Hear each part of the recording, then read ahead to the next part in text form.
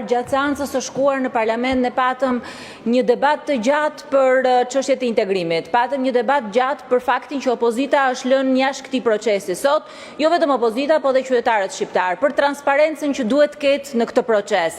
Unë besoj që kanë kaluar pak kohë, 10 ditë, 2 javë dhe mendova që qeveria shqiptare do reflektonte dhe do të sillte në parlament informacionin që të paktën parlamenti diskutonte.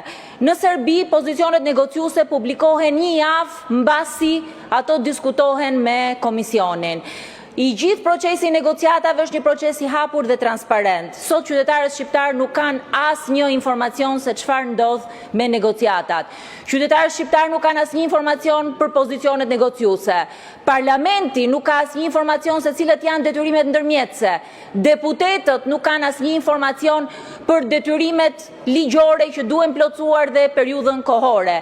Absolutisht asnjë deputet i opozitës nuk është i përfshirë në këtë proces. Për këtë arsye, edhe një herë në emër të opozitës, kërkoj zoti kryetar, ju si kryetar i kuvendit, ju kam kërkuar që në shtator në nisje të sesionit të luani dhe të kryeni rolin tuaj institucional dhe të publikoni dhe të njoftoni dhe opozitën për këtë proces.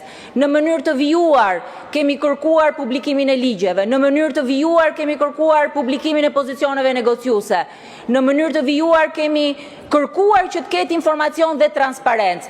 Ky proces nuk mund të jetë një proces teknik ku shkojnë dhe bëhen prezantime PowerPoint-i. Ky proces është politik dhe qytetarët shqiptar duhet ta dinë se çfarë po negociohet sot në Bruksel.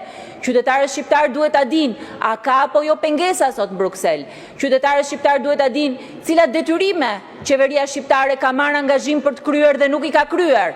Duhet ta dinë në qoftë se miratimi i ligjit të porteve të jahteve është pengesa apo jo për kapitullin 5 prokurimit publik.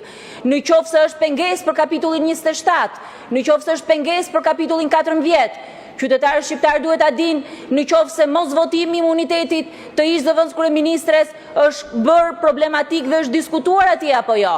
Këto janë çështje shumë të rëndësishme procesi i integrimit. Është çështje e interesit kombëtar, ka qenë objektivi strategjik i Shqipërisë. Nuk mund ta trajtoni këtë si pronë tuajën pa dhënë absolutisht asnjë informacion. Përsëris dhe një herë kërkesën legjitime të opozitës për transparencë, për informacion dhe për gjithë përfshirje.